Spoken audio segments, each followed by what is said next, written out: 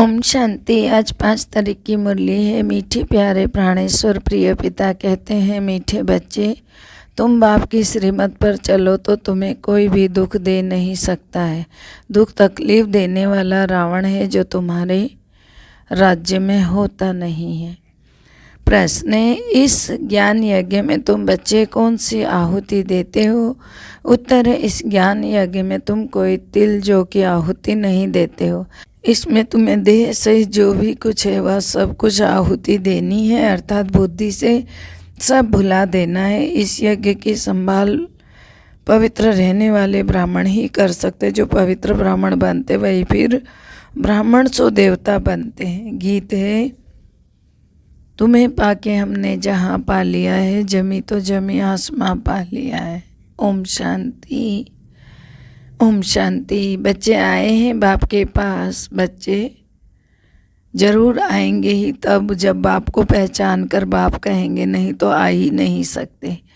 बच्चे जानते हैं हम जाते हैं निराकारी बेहद बाप के पास। उनका नाम से बाबा, उनको अपना शरीर नहीं है, उनको कोई भी दुश्मन, उनका कोई भी दुश्मन बन नहीं सकता। यहाँ दुश्मन बनते हैं तो राजाओं को मार डालते हैं। गांधी को मारा क्योंकि उनका तो शरीर था। बाप तो अपना शरीर बाप के पास है, नहीं तो मारने चाहेंगे वह भी उसको जिसमें प्रवेश करता हूँ आत्मा को, तो कोई मार काट नहीं सकते।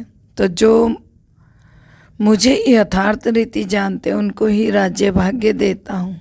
उनके राज्य भाग्य को कोई जला नहीं सकता है, ना पानी में डुबो सकता है किसी भी हालत में। बाबा कह रहे हैं कि तुम बच्चे बाप से वर्षा लेने आए हो अविनाशी राजधानी का, जिसको कोई भी दुख अथवा तकलीफ दे ना सके। वहाँ तकलीफ देने वाला कोई भी नहीं होता है। तकलीफ देने वाला है रावण। रावण को 10 शीश भी दिखाते, सिर्फ रावण दिखाते, मंदोदरी दिखाते नहीं। सिर्फ नाम रख दिया है कि रावण की स्त्री थी, तो यहाँ रावण राज्य में तुमको तकलीफ हो सकती है, वहाँ तो रावण होता ही नहीं। बाप तो है निराकार, उनको कोई मार काट नहीं सकता है। तुमको भी ऐसा बनाते हैं जो शरीर होते भी कोई भी दुख ना हो सके। तो ऐसे बाप की मत पर चलना पड़े। बाबा ही ज्ञान का सागर है और कोई यह ज्ञान दे नहीं सकते। ब्रह्मा द्वारा सभी शास्त्रों का सार समझाते। ब्रह्मा है शिव बाबा का बच्चा। ऐसे नहीं कि विष्णु की नाभि से ब्रह्मा निकला। अगर नाभि कहे तो शिव बाबा की नाभि कमल से निकला। तुम भी शिव की नाभि से निकलते हो। बाकी चित्र तो सब रॉन्ग है। एक ही बाबा राइटियस है, रावण अनराइटियस बना देते हैं। यह खेल है, इस खेल को तुम ही जानते हो।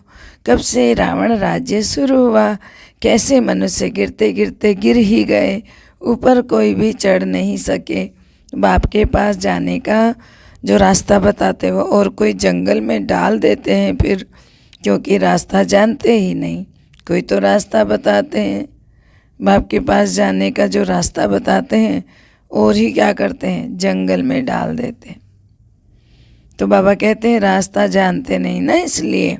तो बाबा के घर और स्वर्ग का जो भी गुरु आदि है सभी हठी योगी घर बार छोड़ देते। बाबा छुड़ाते नहीं, कहते हैं पवित्र बनो। कुमार और कुमारी पवित्र। द्रौपदी पुकारती है कि बाबा हमको बचाओ, हम पवित्र बनकर कृष्णपुरी में जाना चाहते हैं। कन्याएं भी पुकारती हैं, माँ बाप तंग करते हैं, कहते हैं तुमको शादी करनी ही होगी। तो पहले माँ बाप कन्या के पाँव पड़ते हैं, क्योंकि खुद को पतित और कन्या को पावन समझते हैं। पुकारते भी हैं, हे पतित पावन आओ। अब बाबा कहते हैं कुमारियाँ पतित ना बनो, नहीं तो फिर पुकारना पड़ेगा, तुमको अपने को बचाना है। बाबा आया ही है पावन बनाने। कहते हैं ना स्वर्ग की बात सही, कवर्षा देने आया हूँ, इसलिए पवित्र बनना पड़े। पतित बनेंगे तो पतित होकर मरेंगे, स्वर्ग के सुख देख नहीं सकेंगे। स्वर्ग में तो बहुत मौज है, हीरे जवाहरों के महल है। वही राधे कृष्ण फिर लक्ष्मी नारायण बनते हैं। तो लक्ष्मी नारायण को भी इतना प्यार करना चाहिए। अच्छा, कृष्ण को प्यार करते हैं तो फिर राधे को क्यों गुम कर दिया है। कृष्ण जन्माष्टमी पर कृष्ण को झूला झुलाते हो तो माताएं कृष्ण को बहुत प्यार करती हैं, फिर राधे को नहीं करती हैं। और फिर ब्रह्मा को जो कृष्ण बनने वाला है उनकी इतनी पूजा करते ही नहीं हैं। तो जगत अम्बा की तो बहुत पूजा करते हैं। फिर जो सरस्वती ब्रह्मा की बेटी आदि देव ब्रह्मा का सिर्फ अजमेर में केवल मंदिर है। अब मम्मा है ज्ञान ज्ञानेश्वरी, तुम जानते हो ना कि वो ब्राह्मणी है, वह कोई स्वर्ग आदि की देवी नहीं है, ना कोई 8 भुजाएं वाली है। तो मंदिरों में तो 8 भुजाएं दिखाया। बाबा कहते हैं ना, माया के राज्य में तो झूठ ही झूठ है, एक बाप ही केवल सत्य है जो सच बताते हैं। मनुष्य से देवता बनाने के लिए उस जिस्मानी ब्राह्मणों द्वारा तुम कथाएं आदि सुनते सुनते इस हालत में पहुंच गए हो। अब मौत सामने खड़ा है। बाबा कहते हैं जब झाड़ की जर्जरीभूत अवस्था होती है तब कलयुग के अंत में कल्प के संगम युग पर मैं आता हूँ। मैं युगे युगे नहीं आता हूँ, कोई कच्छमच्छ अवतार वराह अवतार आदि नहीं लेता हूँ, मैं कण कण में भी नहीं रहता हूँ।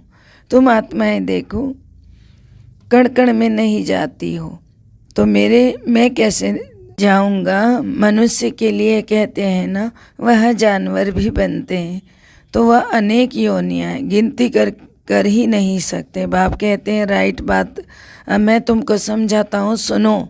अब जज करो 84 लाख जन्म सत्य है या झूठ है। इस झूठी दुनिया में सच कहाँ से आया? सच तो एक ही होता है ना, जो बाप है वही आकर सत्य असत्य का निर्णय करते हैं। माया ने सबको असत्य बना दिया, बाप आकर सबको सत्य बनाते। अब जज करो राइट कौन? तुम्हारे इतने गुरु गोसाई राइट या एक बाप राइट? तो एक राइटियस बाबा ही राइटियस दुनिया की स्थापना करते हैं। वहाँ बेकायदे कोई कार्य होता ही नहीं, वहाँ किसको विष भी नहीं मिलता। तुम जानते हो हम भारतवासी बरोबर देवी देवता थे ना, अभी पतित बन गए हैं, पुकारते भी हैं पतित पावन आओ। यथा राजा रानी तथा प्रजा सभी पतित हैं। तब तो लक्ष्मी नारायण आदि को पूजते हैं ना। तो भारत में ही तो पवित्र राजाएं थे, अब अपवित्र हैं। पवित्र को पूजते, अब बाबा आकर तुमको महाराजा महारानी बनाते हैं। तो पुरुषार्थ करना चाहिए ना। बाकी 8 भुजा वाला तो कोई है नहीं। लक्ष्मी नारायण को भी 2 भुजाएं, चित्रों में भी फिर नारायण को सांवरा, लक्ष्मी को गोरा दिखाते हैं। अब एक पवित्र एक अपवित्र कैसे हो सकता है? तो चित्र तो झूठे हुए ना। अब बाप समझाते राधे कृष्ण दोनों गोरे थे, फिर काम चिता पर जलकर दोनों फिर सांवरे हुए। तो एक गोरा एक सांवरा थोड़ी हुआ, दोनों ही सांवरे हुए। कृष्ण को श्याम सुंदर कह देते, राधे को श्याम सुंदर क्यों नहीं कहते? यह फर्क क्यों रख दिया? जोड़ा तो एक जैसा होना चाहिए ना। अभी तुम ज्ञान चिता पर बैठे हो, तुम फिर काम चिता पर क्यों बैठते हो? बच्चों को भी यह पुरुषार्थ कराना है। हम ज्ञान चिता पर बैठे, तुम फिर काम चिता पर बैठने की चेष्टा क्यों करते हो? अगर पुरुष ज्ञान उठाता भी तो स्त्री नहीं उठाती तो भी झगड़ा होता है। ज्ञान में विघ्न तो बहुत पड़ते हैं ना। यह ज्ञान कितना लंबा चौड़ा है, जब से बाबा आया है तब से रुद्र शुरू हुआ है। जब तक तुम ब्राह्मण ना बनो तब तक देवता बन नहीं सकते हो। शूद्र पतित से पावन देवता बनने के लिए ब्राह्मण बनना पड़ेगा। तो ब्राह्मण ही यज्ञ की संभाल करते हैं, इसमें पवित्र बनना है। बाकी कोई तिल जो आदि इकट्ठे करके नहीं रखने जैसे और लोग करते हैं। आफत के समय यज्ञ रचते हैं, समझते भगवान ने भी ऐसा यज्ञ रचा था। बाप तो कहते हैं यह ज्ञान यज्ञ है जिससे कि तुम आहुति डालते हो। तो कहते हैं ना, जिसमें तुम आहुति डालते हो वह कौन सा यज्ञ है? ज्ञान यज्ञ है। देह सहित जो सब कुछ है आहुति देनी है, पैसा आदि नहीं डालना है, इसमें सब कुछ स्वाहा करना है। इसके ऊपर एक कहानी है। दक्ष प्रजापिता ने यज्ञ रचा। कहानी, अब प्रजापिता तो एक है, प्रजापिता ब्रह्मा, फिर दक्ष प्रजापिता कहाँ से आया? तो बाप प्रजापिता ब्रह्मा द्वारा यज्ञ रचते हैं।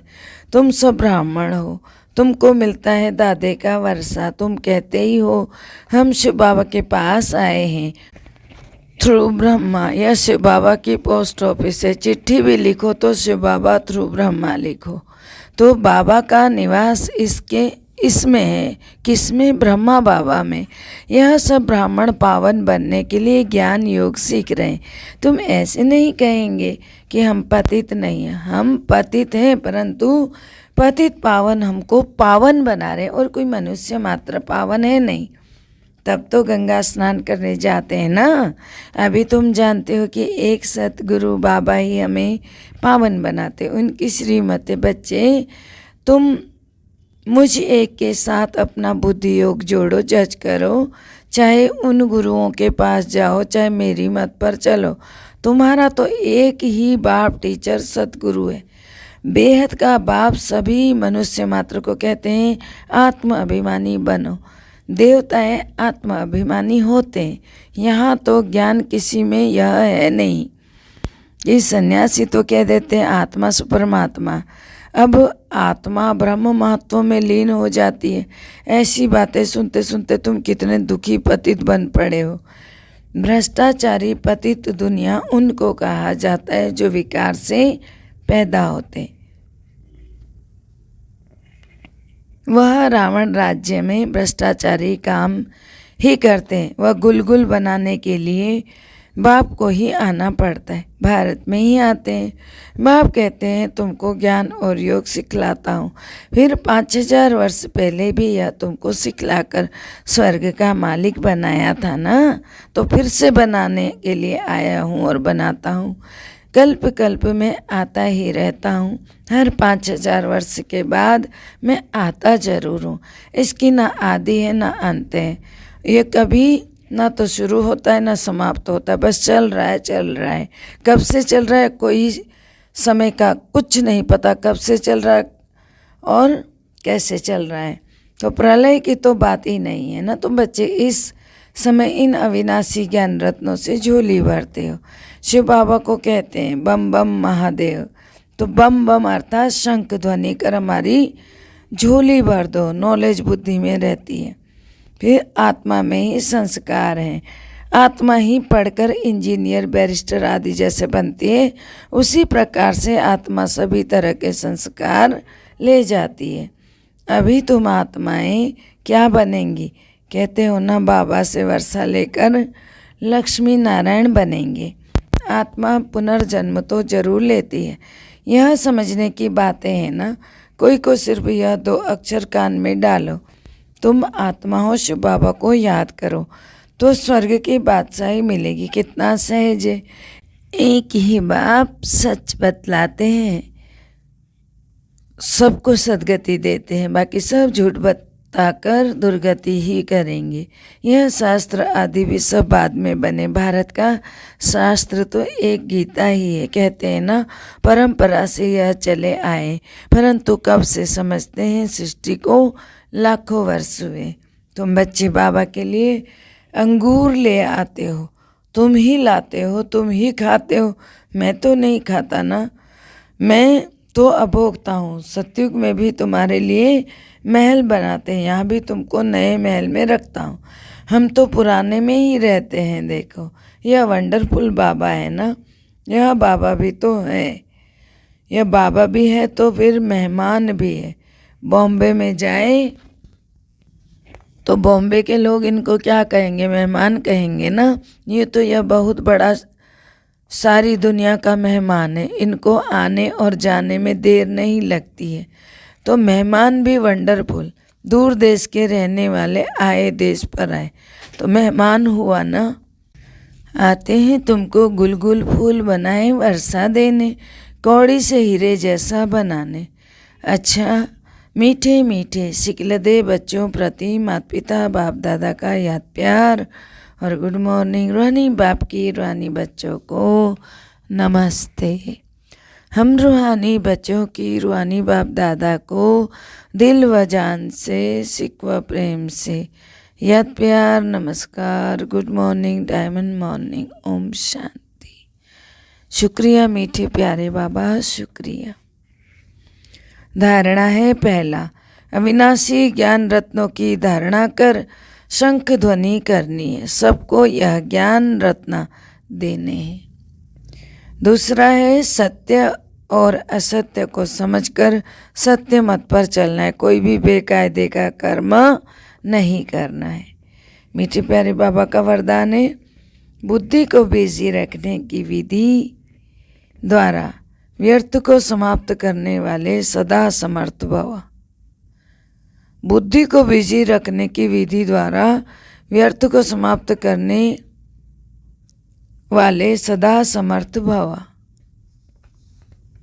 अर्थ है, सदा समर्थ अर्थात शक्तिशाली वही बनता है जो बुद्धि को बिजी रखने की विधि को अपनाता है। व्यर्थ को समाप्त कर समर्थ बनने का सहज साधन ही है सदा बिजी रहना। इसलिए रोज सवेरे जैसे स्थूल दिनचर्या बनाते हो, ऐसे अपनी बुद्धि को बिजी रखने का टाइम टेबल बनाओ कि इस समय बुद्धि में इस समर्थ संकल्प से व्यर्थ को खत्म करेंगे, बिजी रहेंगे तो माया दूर से ही वापस चली जाएगी। स्लोगन है, दुखों की दुनिया को भूलना है तो परमात्मा प्यार में सदा खोए रहो। दुखों की दुनिया को भूलना है तो परमात्मा प्यार में सदा खोए रहो। ओम शांति। सबका भला हो, सब सुख पाए, सब परमात्मा से जुड़ जाए, अंत समय में अपना जीवन सफल बनाए, मुक्ति जीवन मुक्ति को पाए, सबकी मनोकामना पूर्ण हो जाए। ओम शांति।